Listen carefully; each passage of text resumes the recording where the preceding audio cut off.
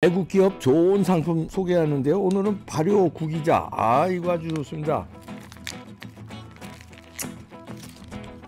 맛있네요. 혈액순환, 당뇨, 고혈압 예방에 아주 좋다는데 동맥경화기 있는 분들도 좋다고 합니다. 이봉규TV 특가 할인합니다. 왕창 세일. 전화하시죠. 아주 좋아요.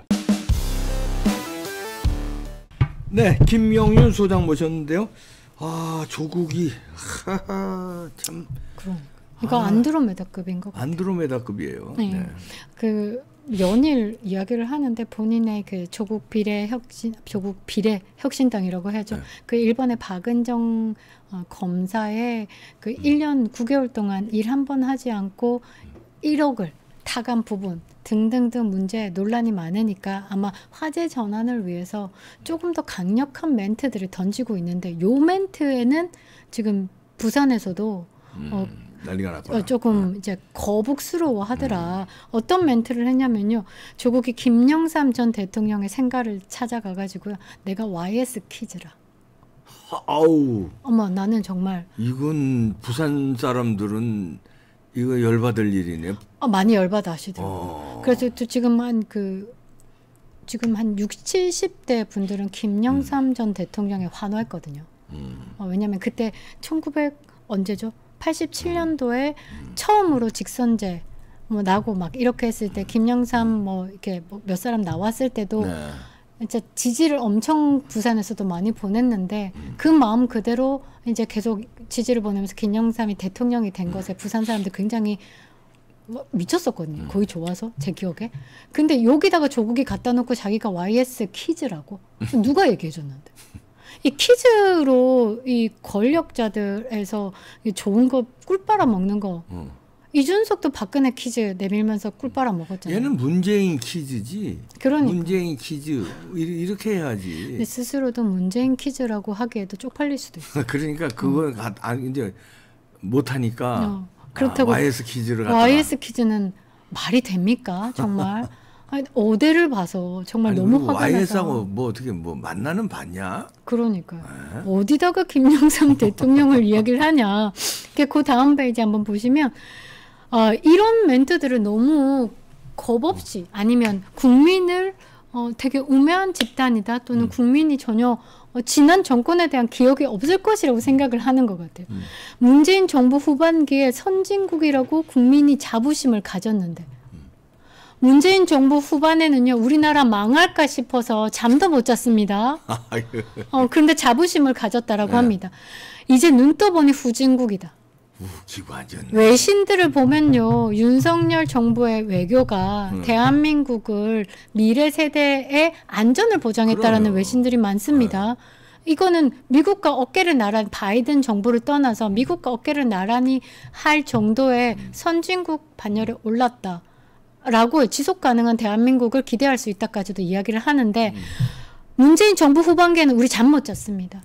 정말 기억나시죠? 그리고 싸질러는 똥 치우느라고 지금 윤석열 대통령 얼마나 고생하는데. 그 정부 후반기에 전기료 그다음에 난방료 정말 20-30% 올라가지고 이거 진짜 이 추운 날 전기료를 사야 되나 고민을 할 정도였는데 그러면서 한다는 말이 헛소리 그만하고 한동훈 특검법을 통과시킬 테니 이 말은 국회 들어간다는 이 말입니다.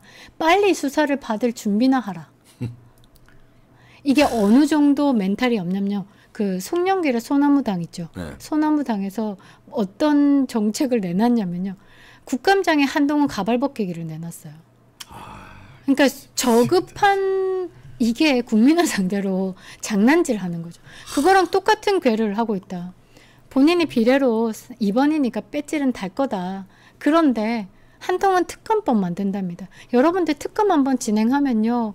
국민 혈세가 5억에서 10억 가까이 됩니다. 그 돈이 문제가 아니라 특검 할 게 있어야지 특검을 하죠. 그러니까. 특검 말이 됩니까? 그러니까. 그 억지 주장을 하는 거죠.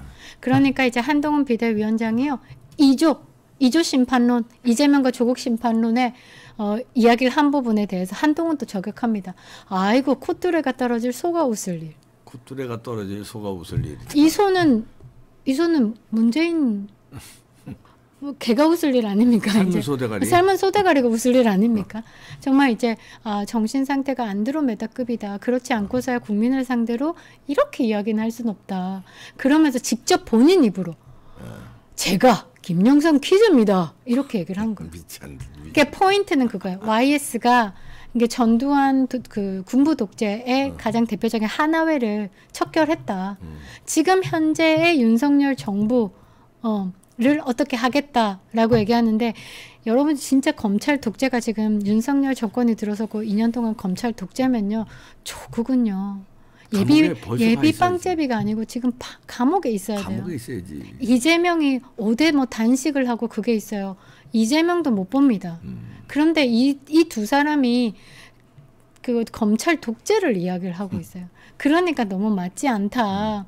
그런데 여기에 더 기가 찬 거는요.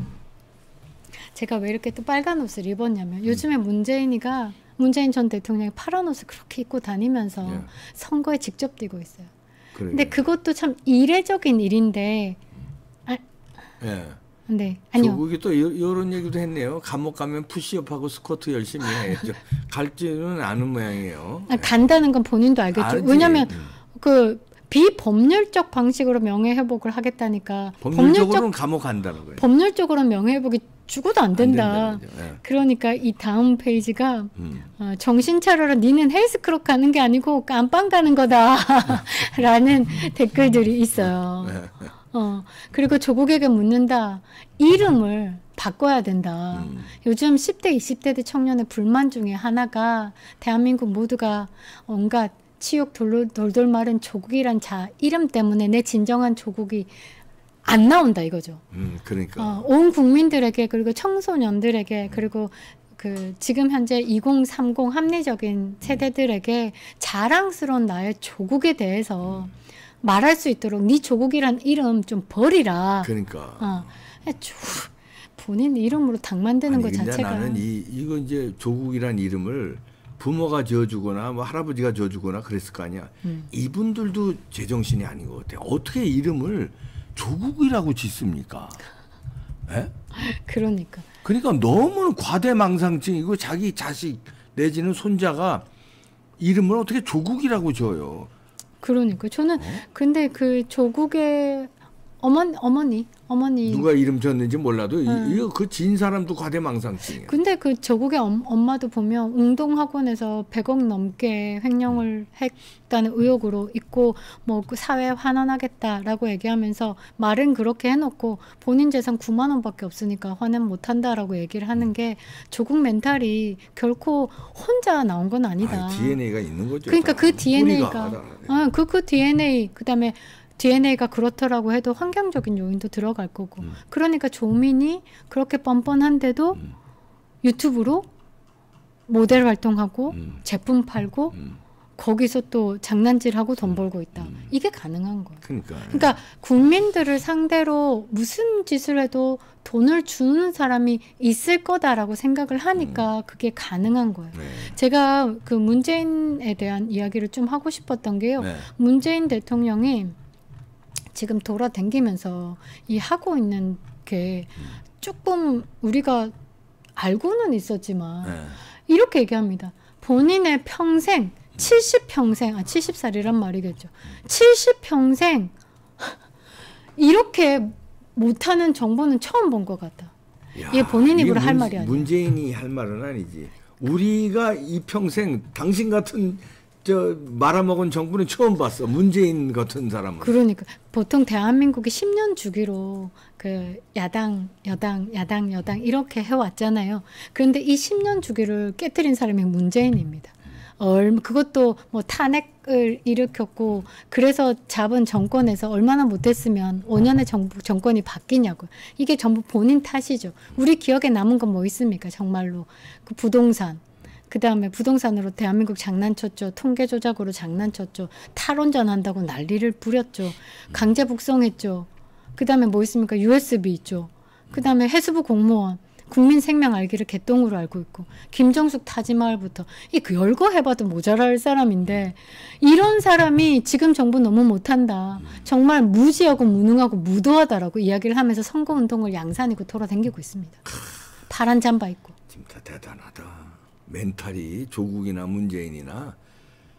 근데 너무 웃긴 게요. 그 브랜드가 노출이 아직 안 되고 있어요. 파란 옷이. 브랜드 노출될까 봐 전전긍긍한다는 말이. 그 브랜드는 무슨 브랜드? 아직 제가 못 찾았는데 이제 문재인이 뭘 샀을지 지금 현재 스포츠 업계 쪽에서 이제 이제 장난스럽게 이렇게 모임을 하면서 얘기했는데 혹시 우리 브랜드일까 봐 걱정된다 얘기하시더라고요. 그 망하는 거니까. 그래서 근데 제가 아까도 들었다시피 문재인이 잊혀지고 싶은 삶을 살고 싶다는데 진짜 제가 최대로 제일 예쁘게 포장하고 이야기할 수 있는 거 어디다 이렇게 나댈까? 저는 뭐 좀 이렇게 예쁘게 포장이 안 되더라고요. 너무 나대요. 그런데 댓글도 저와 같은 마음이 많을 겁니다. 댓글이 3,844. 이렇게 많은 댓글이 달릴 수가 없어요. 3,843개.